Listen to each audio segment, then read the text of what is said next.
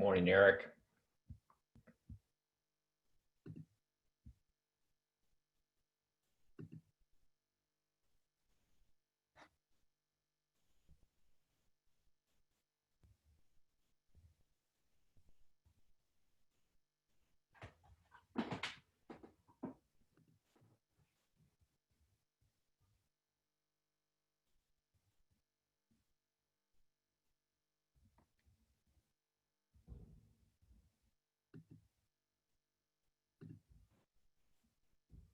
Welcome, everybody. Morning, Eric.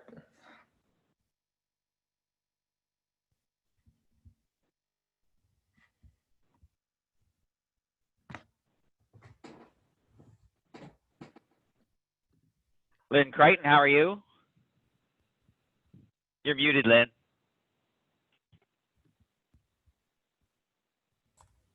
Hi, Eric. I'm great. How are you?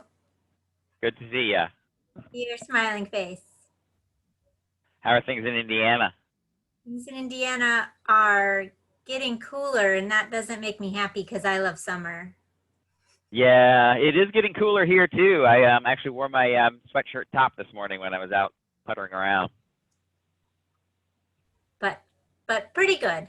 In all the circumstances, pretty good.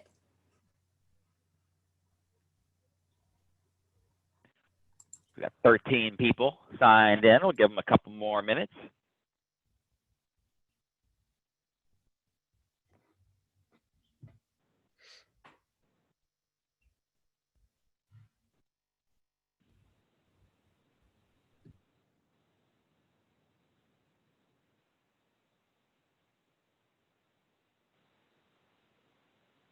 They're still arriving.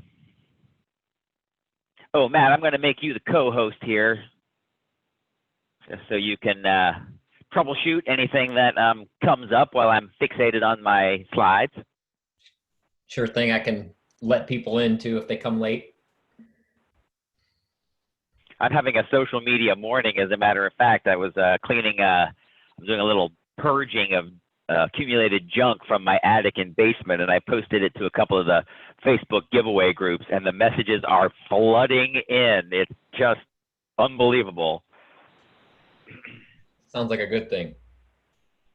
Well, I can only give away the items one at a time, and it's quite challenging to figure out who asked first. We had like 50 messages and counting this morning, and they're going to keep coming in while I'm trying to do this webinar.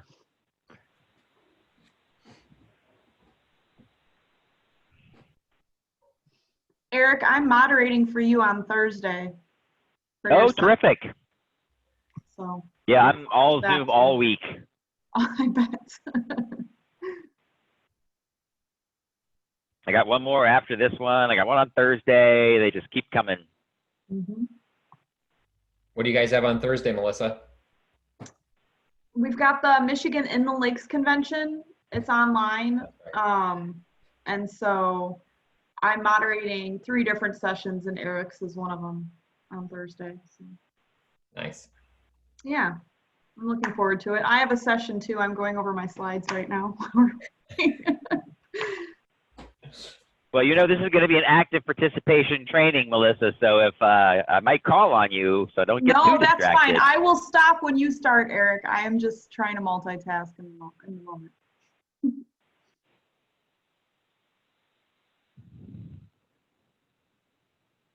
Well, I think we'll give them one more minute, and then we'll go ahead and roll into it.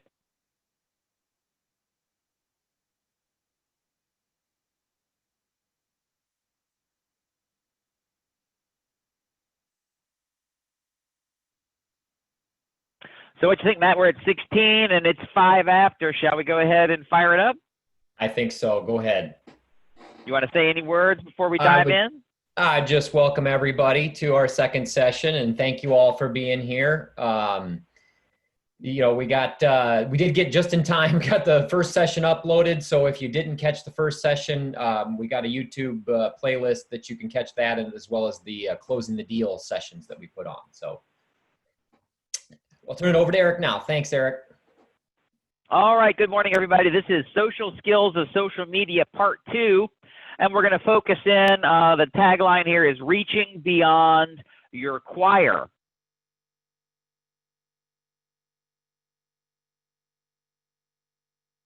And of course, this is the description of the course. I resent it to you this morning in email, so I'm not going to repeat that. But in this session, we're going to turn about a couple things. We're going to focus on the slope, which is in quotes because it's something that we made up.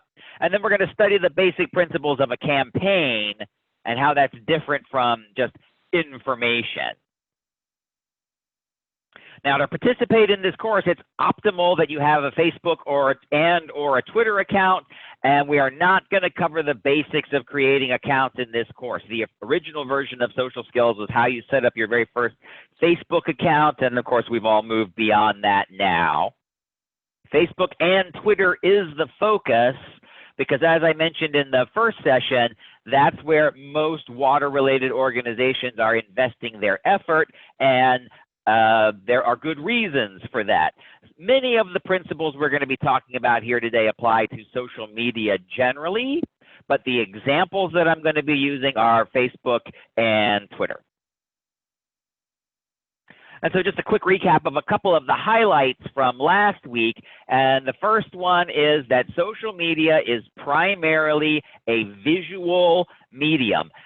Posts and tweets that revolve around photographs get more attention, more likes, more shares, more comments than tweets and posts that don't have photos. It's the most important thing that you can do in some ways to be successful on social media is to use pictures with all of your posts. And of course, the better the pictures, the better they are.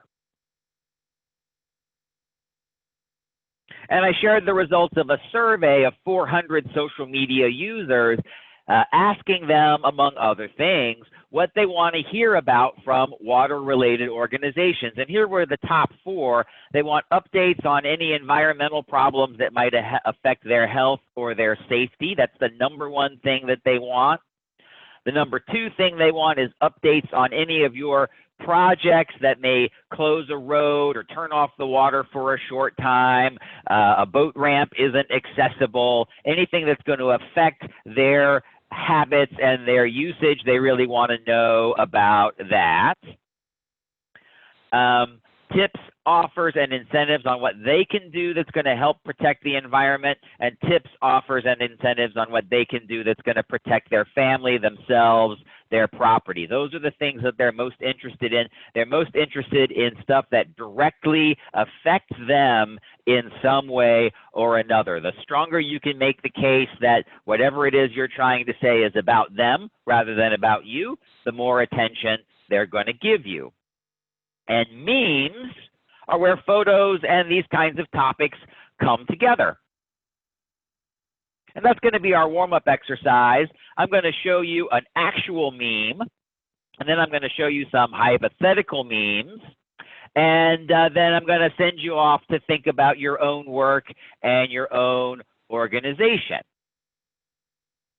And as with last time, I've got a bunch of videos that I am going to be sharing, and I know one of you has limited video access, and I'm sorry about that. But rather than hunting and pecking around social media sites live on the Zoom, which could be very time-consuming and inefficient, I've gone through and pre-packaged some of these so you can see this stuff in action very efficiently. So I'm not being lazy by showing you all these videos. I'm trying to be respectful of your time and cram more learning into the time that we have available. And so here's the first video. What I'm going to do is I'm going to send the link around in the chat. And once you've had a chance to watch it, if you would just raise your hand. This is an example of a meme from my hometown here in Frederick, Maryland, and how well thought through everything is. So if you look at that link in the chat and click on it and watch the video, and then once you're done, raise your hand, and I'll go on through the remainder of the setup for the exercise.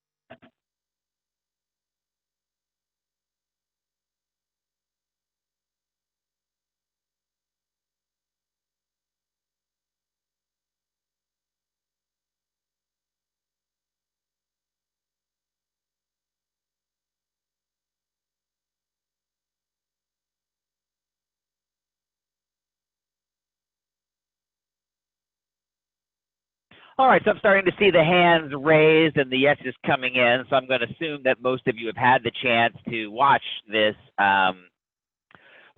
video. And I'm going to give you just a couple more examples. So in the exercises, here's how you might fit that out. So this is, of course, an example of tips, offers, and incentives for how they can protect the environment. And the landing page is the recycling info page on the Frederick County website. The image is the cat in the recycling bin, and the text is recycle right. Now that's an actual meme here from my county here in Frederick, Maryland, and I've got a couple of hypotheticals for you to kind of get a little more action on this.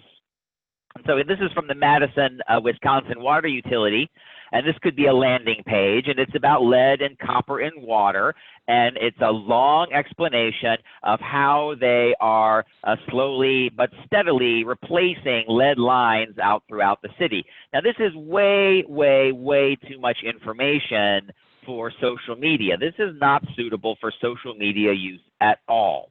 And if they wanted to use social media to tell this story, they could use a meme. And I just made this up. This is not their actual meme. But here you see they could have a short thing of text, a link back to that page where there's more information. And here's a photo of a crew in action. It says 5,000 lead pipes down, 2,000 still to go. So in the exercise sheet, that might look like this. The landing page is about lead pipe replacement. The image is of the crew at work, and the text is 5,000 down, et cetera, et cetera. Updates on environmental problems that affect their health and safety is the thing that they want most to know about. Here's another example. This is a press release from the Delaware Department of Natural Resources and Environmental Control, and they are announcing that they're reopening a beloved fishing pier at a state park.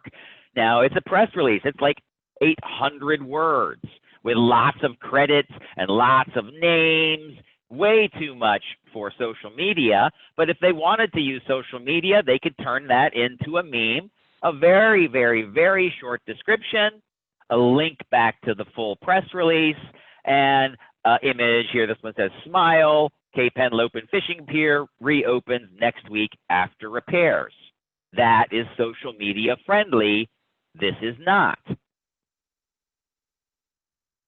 And so in the exercise, it could look like this. It's an update on construction and repairs and closures.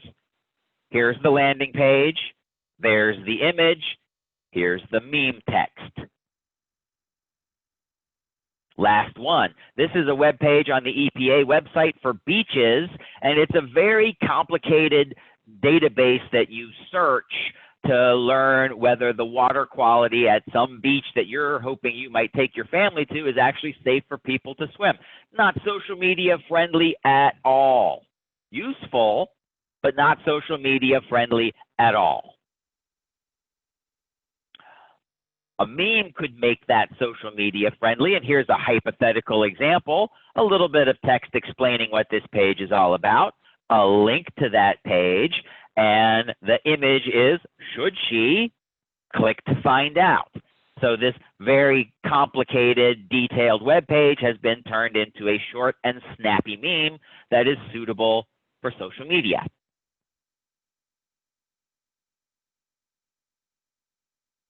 And so in the exercise, that could be the beach safety info page, would be the landing page. The image is a child at the beach, and the text is, should she? Click to find out. So now you're going to do it. I'm going to give you 3 minutes. This is an individual exercise, not a breakout group situation. I want you to pick one of these topics: updates on environmental problems that affect health and safety, updates on construction repairs or closures, tips and incentives on how they can protect the environment, tips and incentives on how they can protect themselves. Pick one. What would the landing page be? What kind of image would you use? And what kind of text would be on that image? This is an individual exercise, not a group exercise. 'I'm going to give you 3 minutes.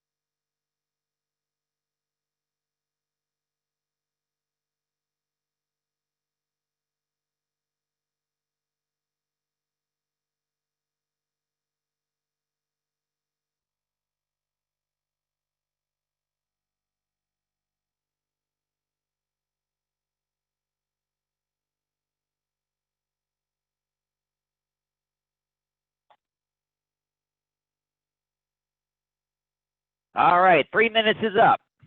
And Melissa, since you are going to put me on the spot a little later this week, I'm going to start by putting you on the spot this morning. What did you come up with for the exercise? If you could take yourself off mute and share what you came up with. Sure.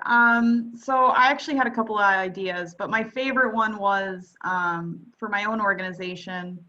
I would find a photograph of some docks that were too close together, like really close together, and have the question, how did we get here? And then a link, and it would take you to an article that our attorney writes about riparian rights and you know, like property lines and things like that. That sounds like a great one. And since I have not yet heard much from Lynn Creighton over the past little bit, Lynn, you are next. If you take yourself off mute and share what you came up with, I'd appreciate that. Yes, well, I was sort of following the EPA one of the beach, but this idea was a landing page about how to identify harmful algal blooms. And the image would be of a young girl in the water with some algae and weeds about her. And the question is it safe? Click here to find out. And then what is on the page that they arrive at when they click there?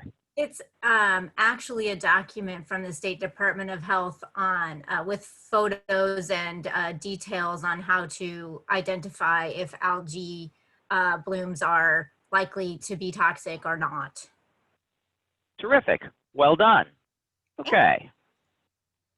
So that was the warm-up. And now I'm going to circle back to a concept that was actually raised last week by one of you, which is the algorithms, because we know that Facebook and Twitter and social media generally have mega computing power that they are using to assess the content of what we post and make some get more attention than others. And the key takeaway is that just because you post something doesn't mean that they see it. Just because you post it doesn't mean that they see it. Facebook, Twitter, and all the others are using algorithms, and they filter the content. And this is going to bring me to my next video. This is the one that's actually most important to show as a video, because you'll get a sense of what it means that some things are filtered. It doesn't mean they're hidden. It just means that they aren't pushed. So here comes the video. And you know the drill. After you watch the video, raise your hand or click yes, and then we'll go on and discuss what this means.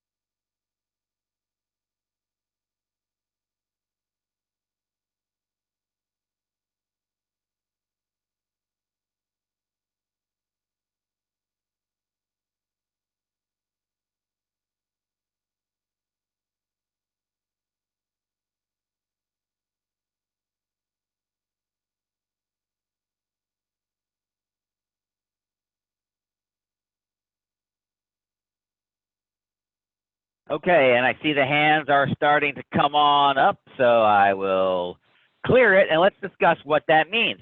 here's just a couple of practical examples of that for conservation organizations. And so here's the Facebook page for Maine conservation organizations. And you see they've got 2,300 people that like their page. But if they post to that page, it doesn't mean that 2,300 people see it. It means that, 200 or 250 people see it. A fraction of the people that like the page are going to see that in their own feed. Everyone can see it if they go visit the Maine Conservation Voters page, but only a few of them are going to see it in their own feeds. This is Springfield, Illinois. This is the water utility. They've got 2,603 Twitter followers, but if they post something, 240, 280 are going to see that in their own feed. If they visit the water utility page, then they're going to see it all, but in their own feed, they're going to only see a fraction of it. Now, why are they doing this? I mean, social media, they're filtering this content, and they're using the algorithms, and they have two reasons. And one is they're trying to provide you with a good service. They're trying to reduce the amount of crap that you see in your feeds. If you saw every post, every tweet from every friend and from everyone that you follow, it would be overwhelming. It would be overwhelming. And the other reason that they do that is they want to incentivize you to pay to reach everyone. Partly it's about preventing you from being overwhelmed and chased off by just a fire hose of content. And also it's about giving you a reason to spend some money. Now I see a hand from Clinton. So Clinton, do you have a question, or is that from the video?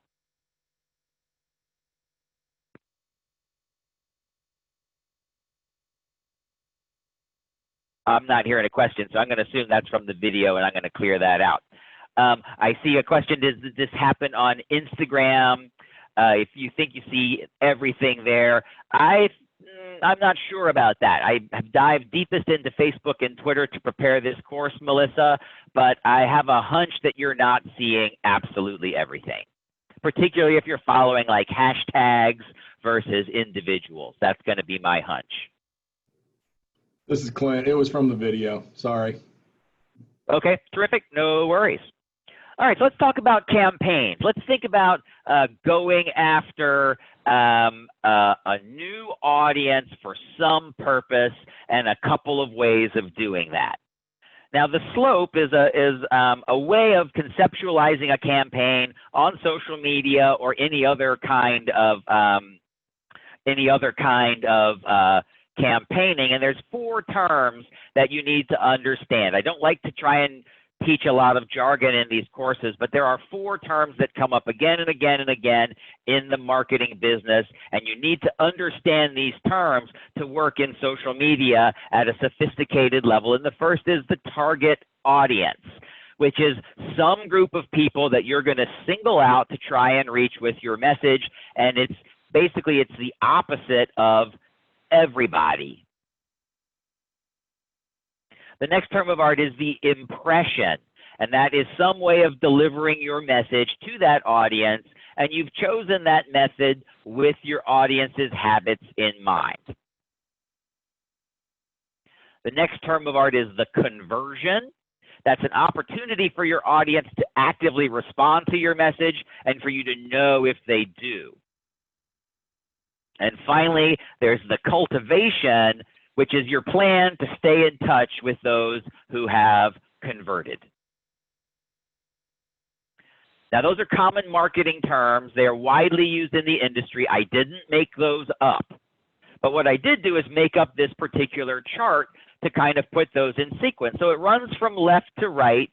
You start here and you move to the right. And so it starts with defining your target audience. You have to, the more successfully and clearly you define your target audience, the better you're going to get through to them. So you see that in this image, this person here has a bullhorn and it has a message. The message is for these 5 individuals in the target, and not necessarily for these individuals outside the target. This person really needs these 5 people to get the message, and if these other 6 get the message, that's okay, but it's not the focus.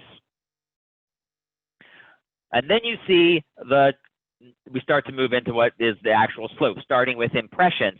And you need, the point that I'm making here with this super high graph here, is that you need a ton of impressions to get a very few number of responses. Dozens, hundreds, thousands, tens of thousands of impressions are necessary to get a relatively small number of responses, because most of the time they're overlooking, forgetting, or ignoring the message. You just don't get through. We tend to assume that if they didn't respond, that they rejected us, but that's a rookie mistake. Most likely they just didn't notice. A few of those who are exposed to your message will convert. Most of those that will convert will agree for you to stay in touch with them, and a fraction of them may go on and do something really big and useful for you. So you can use those concepts to beat the algorithm. And one way is that you can use the social skills that we talked about last week, the likes, the shares, the hashtags, the user tags, the location tags, all of those things that we discussed last week. And if you invest a few hours per week on a consistent basis using the likes, the shares, the hashtags, the user tags, the location tags, the groups, etc., you can reach your audience. It's not very precise on the audience targeting, but you do get a pretty good rate of response, at least compared to paying to boost, sponsor, or promote. Because when you're paying, well, what you're investing is money, which is fine, and you can do it wherever you like. You get very precise audience control that way, but your response rates are lower. And this is all about to make a lot more sense. So let's talk about targeting an audience for a campaign using the social skills. So now your target audience is some group of people that you have defined that you're going to try and reach. When you start using words like everybody or people, you're probably being too vague to be really successful. You haven't defined your audience clearly enough to be successful if you're using words like everybody, everyone, or people. So that's a sign that you haven't thought it through quite enough. And it's the first thing we got to do. Define that audience, who's in the target for our message. And if we're going to do that using the social skills, here are the social skills, just to refresh your memory: shares and retweets, tags and hashtags, comments, likes and replies, and groups. And if you are thoughtful about how you use these skills, you can hone in to some degree on a specific target audience. And so here's the exercise, and this is in the handout that I sent around this morning. I'm going to actually send it around, because I'm on Chromebook, I can't send the file. If you didn't get the handout, be sure to drop me something in the chat, and I will send it to you via email. Just give me your email address in the chat, and I'll take care of that. But so this is pages 5 and 6, and I've got 10 individuals. And I want to, let's imagine, for whatever reason, we're trying to get our messages through to these people.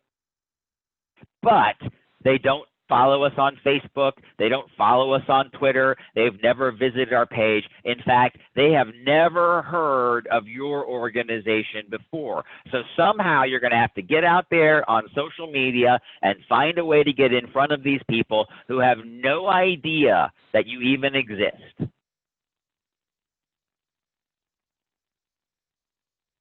And so now this is page 7 and 8 in your exercises. And here are some opportunities to use the social skills. You see there's some Facebook groups. I've got some hashtags. I've got some power users. I've got some pages. Got some different ways that you might be able to reach these people even if they've never heard of you. And I'll give you a hint on the first two. So the first item there is a Facebook group, and it's called What's Up Lake Elsinore. And there are 8,316 people in this Facebook group. Now, one of your characters is Brendan, this guy. And Brendan likes to go jogging around the lake. So there's a really good chance that if you needed to reach Brendan or someone like Brendan, you could post something to this group, What's Up Lake Elsinore. It's full of people who have some relationship with the lake. And here's a Twitter user. His name is Robert Kiyosaki. Now, you may have heard of him. He is a writer and an entrepreneur and an investment. He's basically a guy who wants you all to get rich and opines and shares information on how you can do it. And this is one of our characters here. This is Sun. She's an accountant. She's interested in money. So if you were able to get Robert Kiyosaki to retweet something from you, she might see it. If you were commenting and replying to Robert Kiyosaki, someone like Sun might see it. And I'm going to give you 5 minutes. I'm going to put you into breakout groups for this one. And I'm going to put you into the breakout groups for 5 minutes. And I want you to figure out the rest. And so now we've got 18 of us. So I'm going to put you into 4 groups to work through the remaining 8 characters and try and match those characters to these opportunities to try and reach people, new people, without paying for it. And here we go.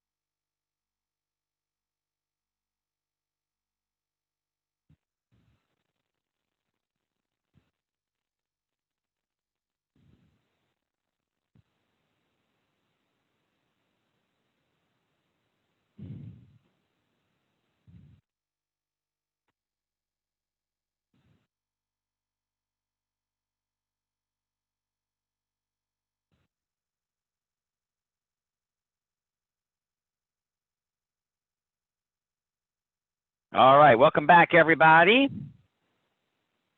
I'd like to hear from the group that included Elena. So Elena, you and your group, let's start with this hashtag Energy Star and hashtag WaterSense. If you are posting on social media using the hashtags Energy Star and WaterSense, which one of our social media users might see that? Yeah, we identified Steve, the very last person on the page, as our target person for this, since he's a salesman for washers and dryers and a bunch of kitchen appliances, and he likes to point out the Energy Star and WaterSense labels. So whatever information we want to spread on that channel, he would definitely check out those messages. Terrific. So let me hear from the group that include, let's see here, Madison, your group. What did you come up with for the Facebook group Wild Game Recipes?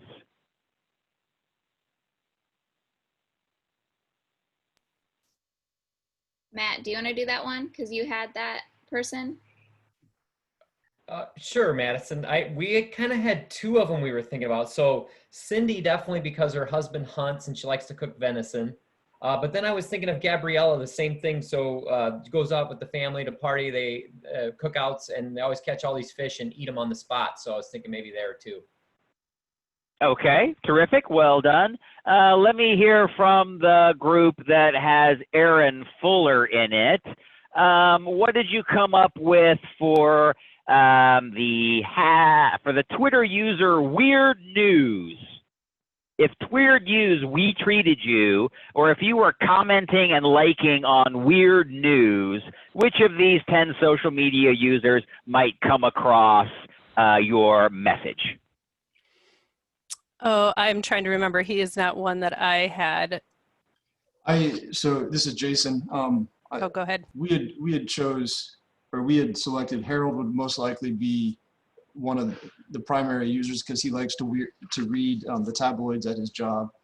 And then we also put Janice in there as well, potentially. All right, awesome. Let me hear from the group that Tracy Hughes was in, and how about the Facebook page for Bethany Beach Books? Who might follow Bethany Beach Books? And if you were engaging constructively with a bookstore at Bethany Beach, who might run across that?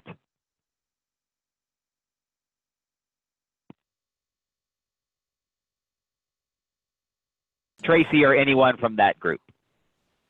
So I noticed that Janice is, her idea of enjoying nature is a beach chair, a trashy novel, and an adult beverage. So perhaps she would like the books that the book site you're talking about. Terrific. So it seems like you got the hang of the exercise. None of these individuals has ever heard of your organization. They don't like you. They don't follow you. But if you are out there participating in social media, engaging with the groups and the hashtags and the users that they like, they might find you through this activity. It's a little clumsy. It's not super precise. And it requires consistent effort over time, but you can get there and it doesn't cost any money.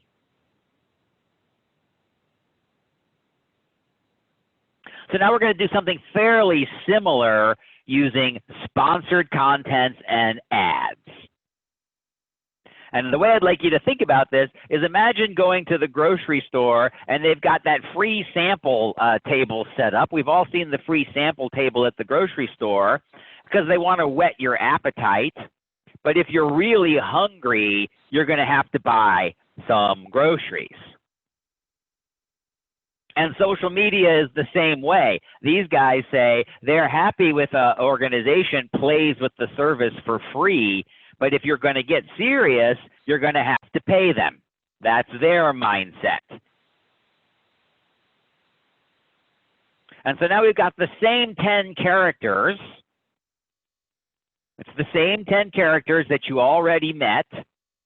But now we're on pages 6 and 8 in the exercise, and what you see is the targeting. This is targeting in Facebook, and this is targeting on Twitter.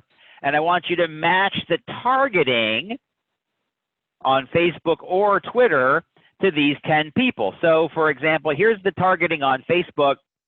This is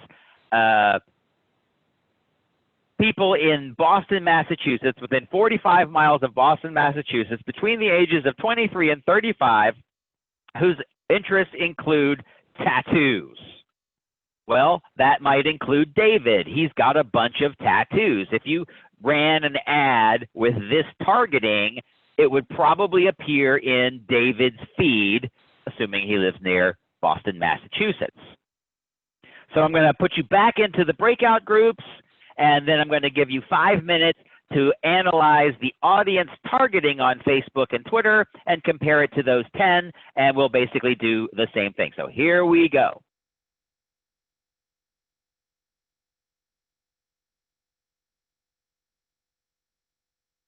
Oh, well, that didn't seem to work, or did it? Close. Let me try that again.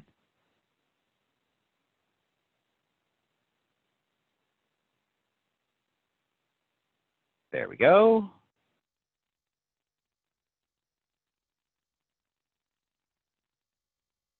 Something is not going correctly here.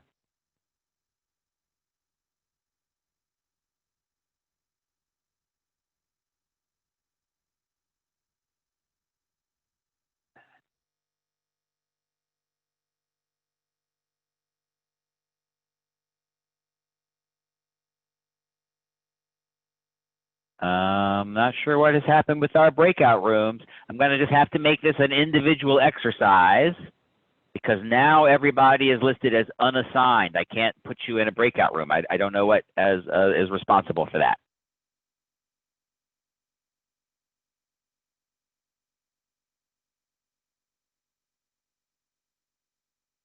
Oh, here we go. Now I'm putting you in the rooms.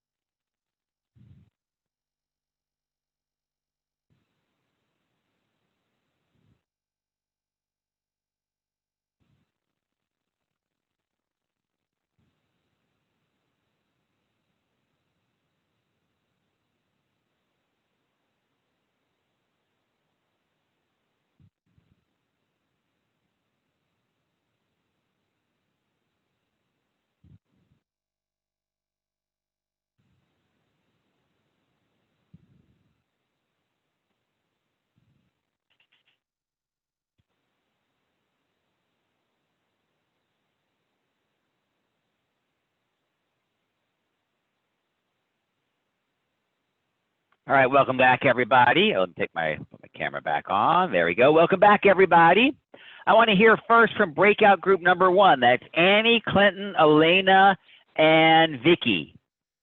Let's look at that second targeting. So that's Twitter, and our targeting was females in business and professional services in California. If I ran ads using that targeting, which of these 10 characters might be most likely to see it, group number 1?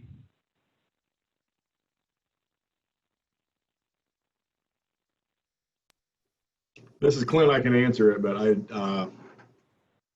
think we had Gabriella. Okay, and why did you have her? Oh, I didn't actually do that one, but occupation, business owner, native English, no.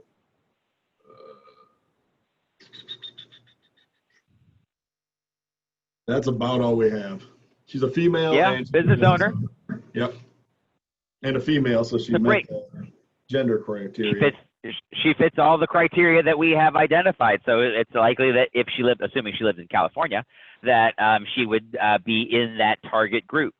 So now group number 2 is Aaron, Jamie, Jason, and Jenna. And our third targeting, this is now on Facebook. It's people who live within 50 miles of Seattle, whose interests match retail, and their job title is sales. No gender criteria. Breakout group number 2, who might see an ad with that type of targeting? We had put Steve in there. He is in retail and sales appliances, and since it didn't have an age or gender requirement. I think that's a good guess. So now group 3 is Krista, Lynn, Madison, and Matt. And then our next targeting was Twitter. It was Texas females who speak Spanish. If I targeted a message at females in Texas who are Spanish speakers, which of these 10 people might see it? I had Gabriella, and I stuck her in that one. She's a non-native English speaker. I think that's a good guess there, Matt. Last group, Melissa, Sandra, Teresa, and Tracy. Facebook targeting for females, middle-aged females within 25 miles of Atlanta whose interests match romance novels. Which one of those 10 would see that ad? That would definitely be Janice. She was hard to forget. Sure. So hard to forget. And the thing about this is this kind of targeting, it's super precise. It's going to reach these individuals, and it's not going to reach any of the others. It just won't reach any of the others.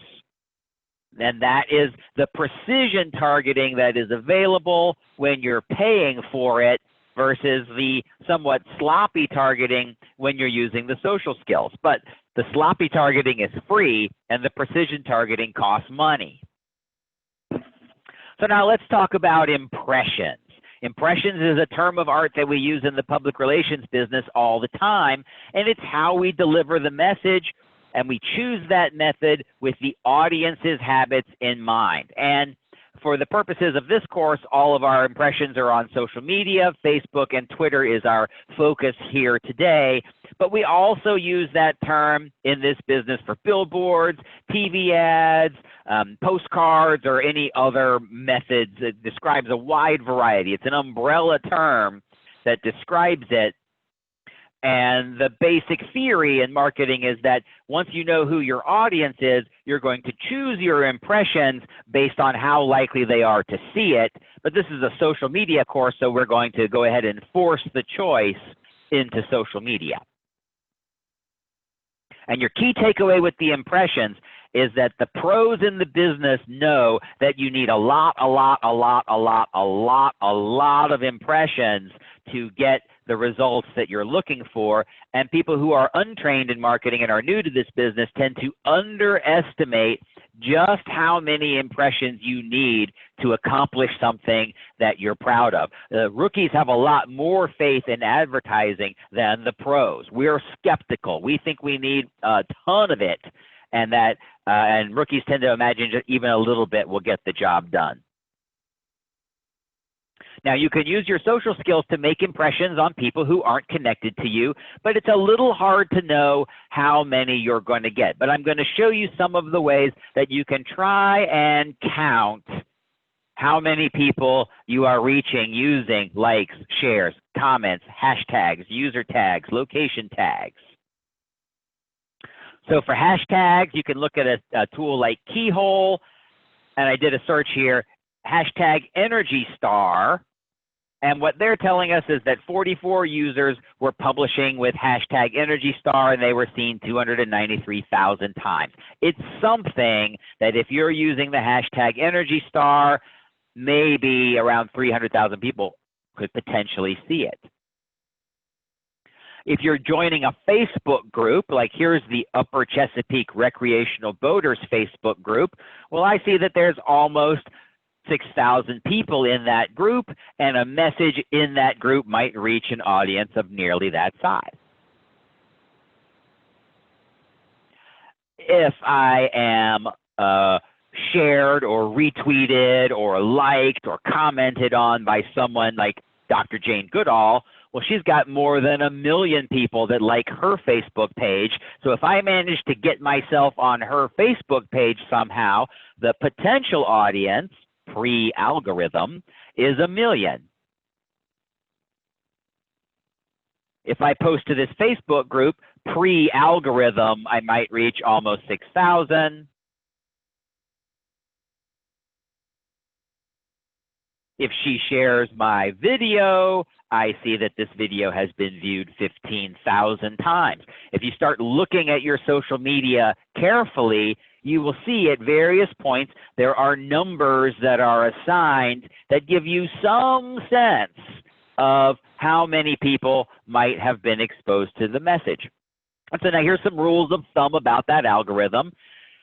Give or take, 10% will pass through from your own social media feeds, and the algorithm will pass through a smaller percentage of your shares, retweets, hashtags, et cetera, and maybe 5% of the people who are exposed to your posts and tags are going to respond in some way. Those are rules of thumb. Some of you will do better, at least sometimes, and some of you are going to do worse, at least sometimes, which is why when you're using the social skills, what the social skills really reward is using all of these techniques and doing so on a consistent basis, day after day, week after week, month after month, year after year, because the percentages are always small, and so you have to make up for the low percentages with consistent effort.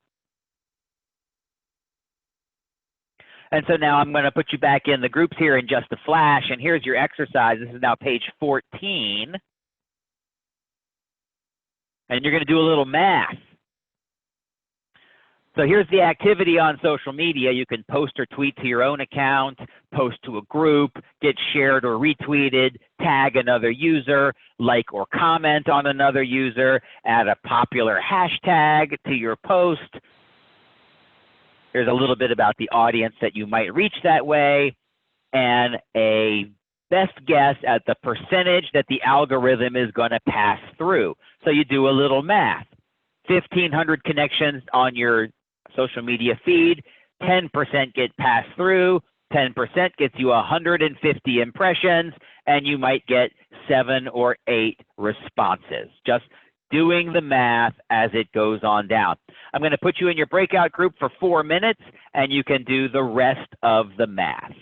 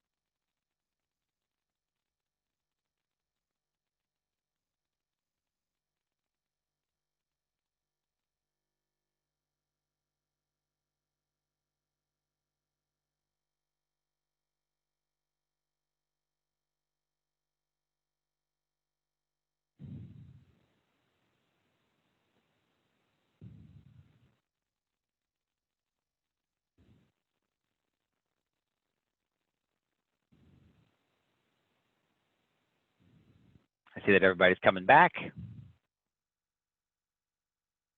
And it looks like we're all back. So I'm going to go up from the, not quite all back.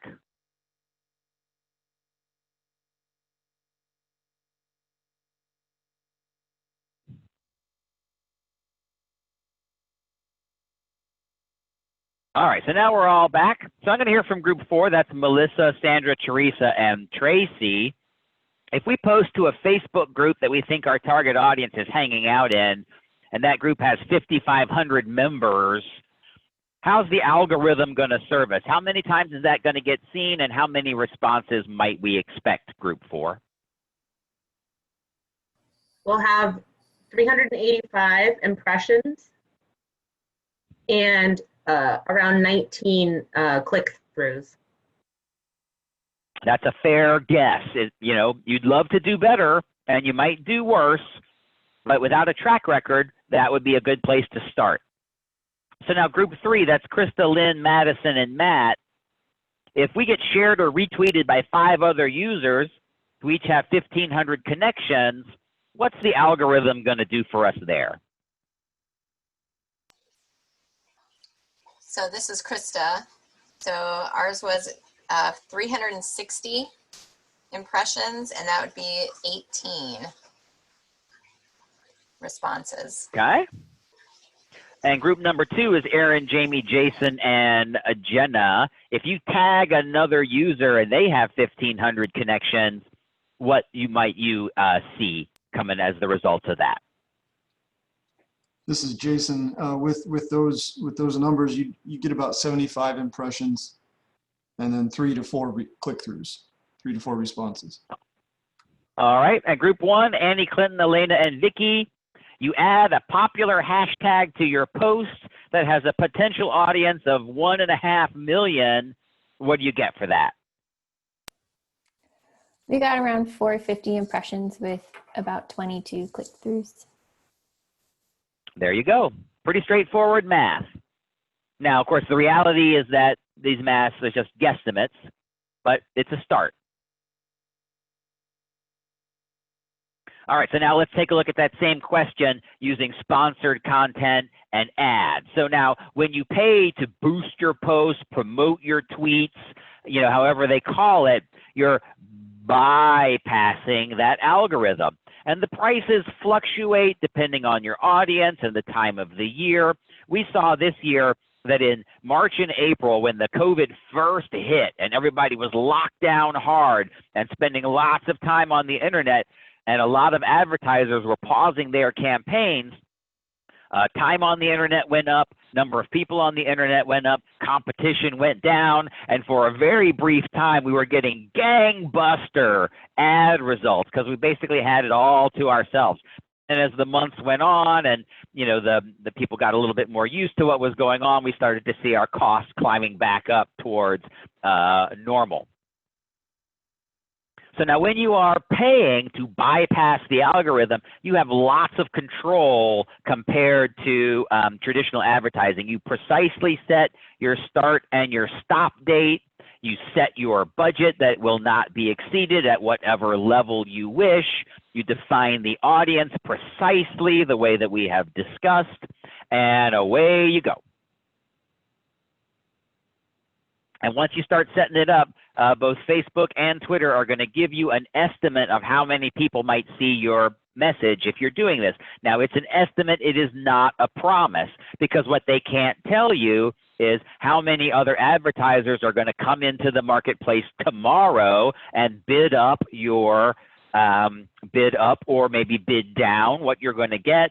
And, you know, they don't know. There's a lot of factors that are beyond anybody's control about how well you do, but they're going to make an estimate for what you might expect to see for the budget range that you gave them, the audience that you defined, and the time that you're going to run the campaign. Now, we did an analysis, and this is a couple years old. We went through 10 campaigns that we ran on behalf of our clients and analyzed the results to give you some rules of thumb.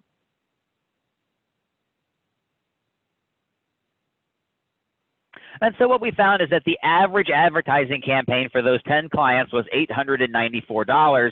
One spent as much as $5,000, and our cheapest campaign was just $12. Once you have the skills, you can run small advertising campaigns for very small investments and achieve meaningful things for your organizations. Now, your cost to reach 1,000 people 3 times, the cheapest we ever saw was $2.47. The most expensive we ever saw was $32.36, and the average was $10 and change. So there's a wide range in the budgets that we see organizations using, and there's a wide range in what they have to spend to get the results that they're looking for. And their cost for that click to get back to the website ranged from as little as 2 cents to as high as almost $6. So there's a wide range, but you can see that once you develop the skills to do this, you don't have to spend big money. Here are the rules of thumb that we bring to our clients if they don't have a track record that we can analyze. For every dollar that you spend, you're going to reach 100 people 3 times, and you might get 3 clicks back to that page. That's the rules of thumb. If we don't have any basis to know what we're going to get, that's where we'll use. And then once you start into this, you'll start to get a sense of what it's going to cost for your organization, for your audiences, for your programs. But lacking any track history, this is where we're going to be. $1 gets you 100 people 3 times and 3 clicks to your page. And so now we're going to do just a little bit more math. Again, what you see on the next page in your exercises is I've got some target audiences that are defined. I've got the number of those audiences, how big they are, your advertising budget, and you're going to start to do the math. Multiply your budget times 100, and that tells you how many people you might reach. Multiply your impressions by, multiply that number by 3. That's going to tell you how many times your ads are going to be seen total. Multiply your budget times 3, and that gets you through how many clicks to your website. That's pretty easy math, so I'm going to throw you into the groups for just 3 minutes.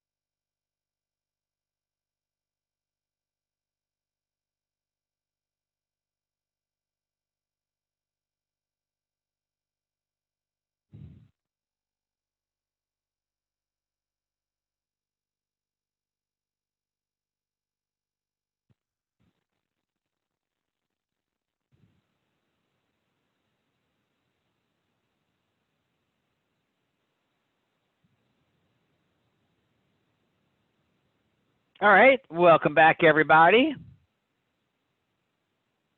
So let me hear from group one. That's Annie, Clinton, Elena, and Vicky.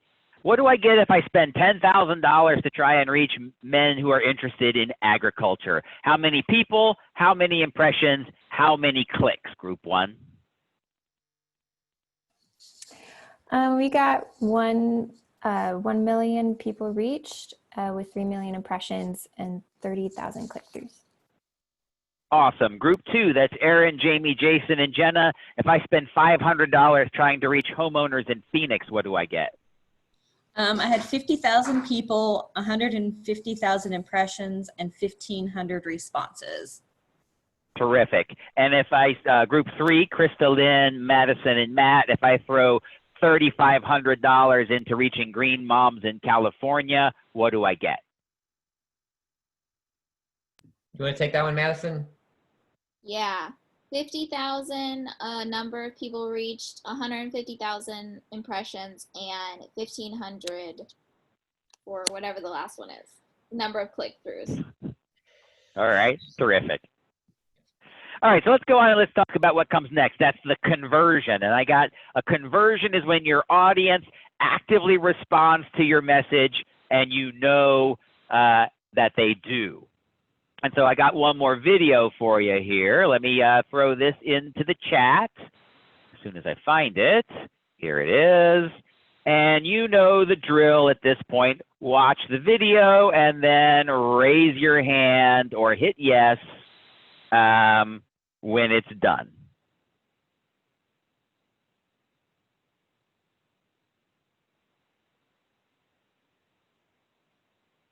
Did that not go through? I'm not sure if that went through.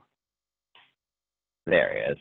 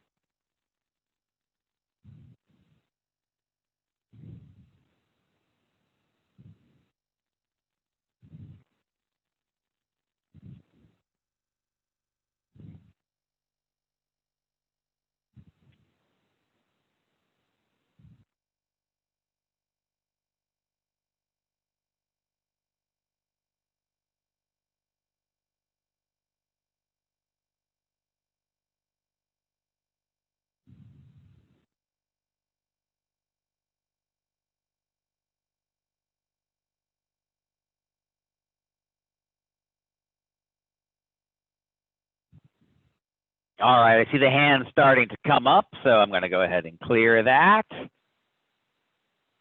That's conversions on the slope.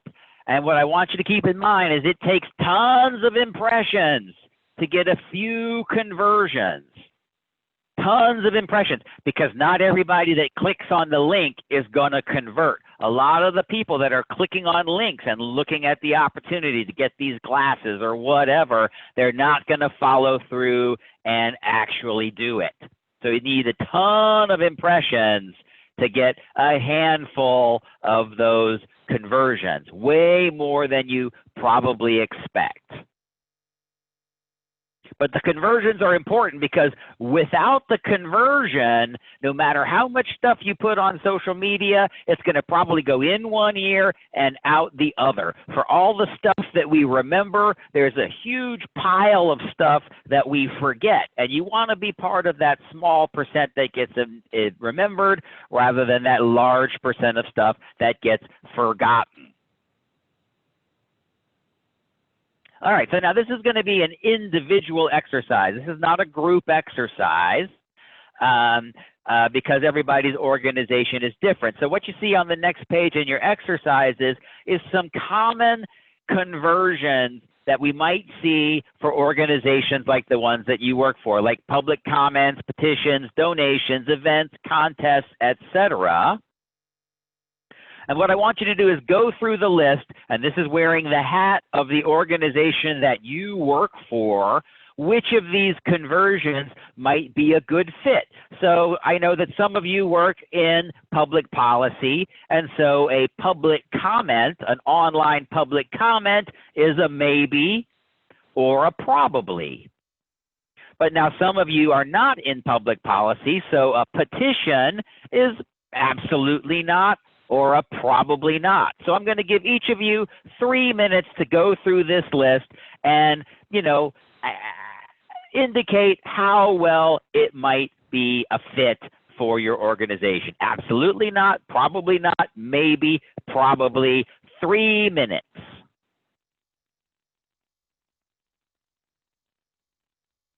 Individual exercise, no breakout rooms.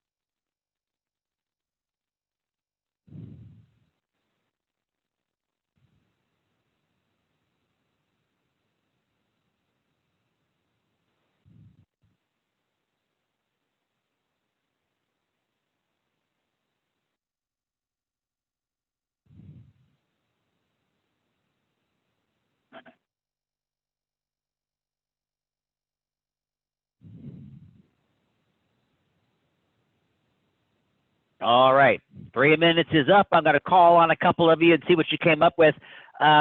Jason Kaufman, I'm going to start with you. Which 3 of these things might be the best fit for your organization? So I work for a municipality and with their MS4 program. So most likely the ones that are going to work best for us is public comment, customer complaint, hotline report. I combined 2 there, and then maybe event registration. Okay, terrific. Aaron Fuller, how about you? Which 3 of these would be the best fit for your organization? I work for a conservation district, so we do a whole variety of things. So a lot of these would work, but I think event registration, purchase, because we do sell some things online, and online surveys. Okay, terrific. Let me hear from Jenna Waite. Which 3 of these are best for you? I also work for an SWCD, so mine were pretty similar as well. Event registration, we do host many events a year. Newsletter subscription, we put out a newsletter every month, and then also the online survey as well. Oh, terrific. Now, did anybody on this webinar come up with a conversion that's not on the list? If so, would you raise your hand? Any hands going up? Lynn, what do you got? Related to a contest entry, is voting on a contest, so voting for a photo contest or an art contest. Oh, terrific. Yeah. And then also another conversion would be asking people to take a pledge to take action, for example, clear choices for clean water. Yes. Terrific. Anybody else come up with anything that wasn't on the list that they want to share? Go ahead, Jamie. Mine would have been submitting bids when we have to send out projects for the state. Oh, sure. Procurement. I didn't even think about putting that on the list. That's a great one. All right. So those are the conversions. And what comes next is cultivation. And we are running towards the end. And this is the last thing I'm going to cover. And that is staying in touch with whoever made the purchase or filled out the survey or took the pledge or submitted the bid. Once they go to take that step, they're expecting to hear from you again at some point. And that's down here on the cultivation. Most of the people who convert, who do any of the things that we just discussed, are expecting at some level to hear from you after that. And here is your last video of the day.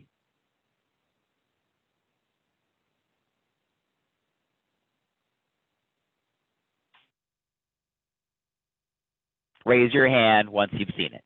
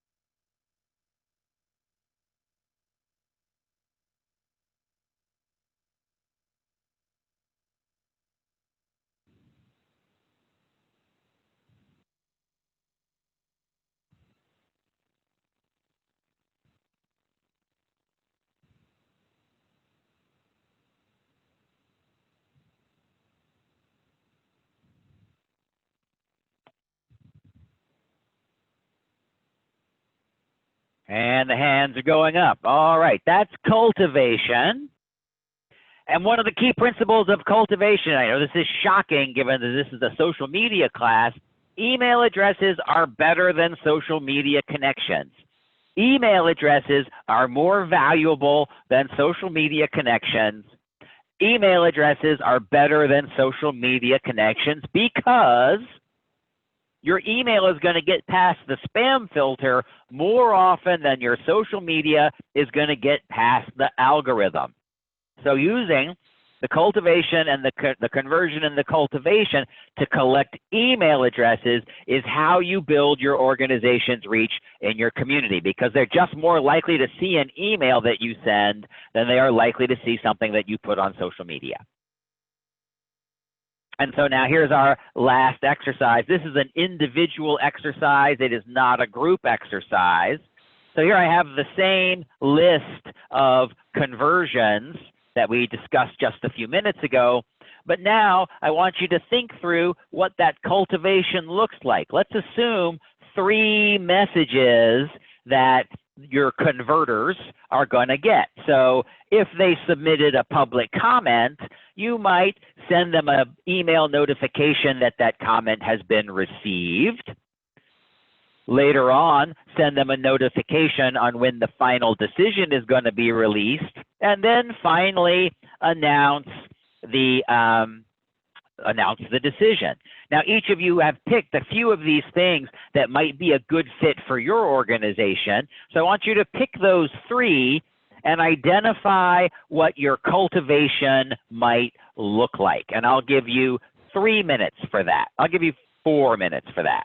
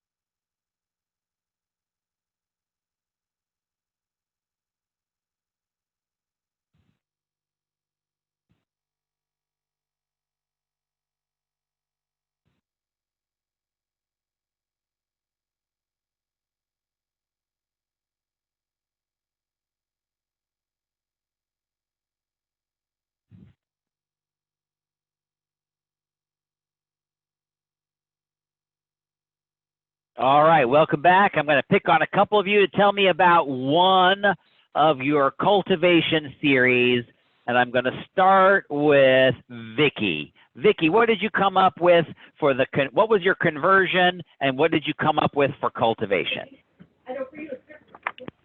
Well, I wasn't able to watch the video, so mine was the customer service complaint, and I pretty much used the same topics that you had written for the examples. Okay. Let's see. Have I called on Teresa, however you say it. I hope I'm sorry. I'm not sure how to pronounce that. What was your conversion and what did you come up with?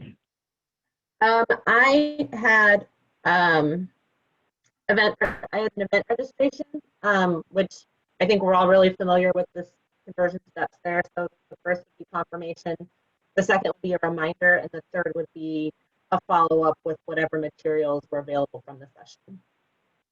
Terrific. Let's do one more. Let me hear from Sandra.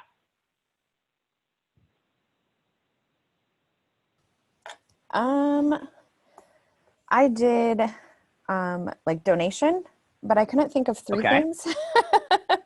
So I did acknowledge the donation and then follow up to see how we can better serve them. Okay, fair enough.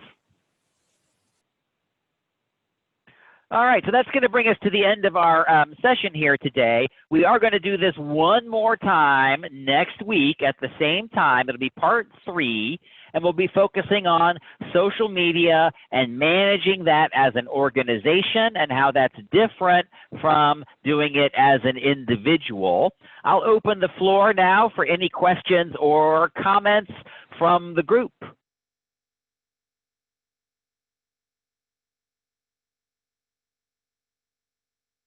Any questions or comments from the group? Aaron, I see a hand up. Yeah, I put this in the chat, and I think I asked it last week too. It's about links on Facebook. I was told in some past social media training not to put links in the text of the message on Facebook, of the post on Facebook, because the algorithm really damps that down, and instead to put a link in your first comment.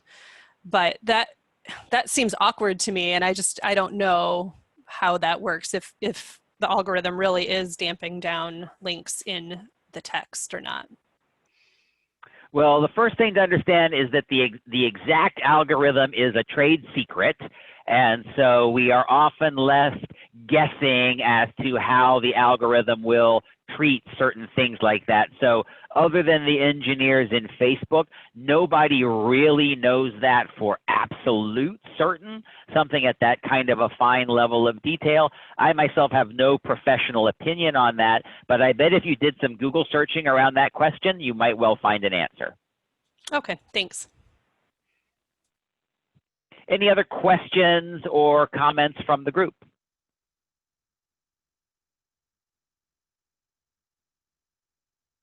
Well, thank you all for your time today. I'm looking forward to seeing you next week for part 3.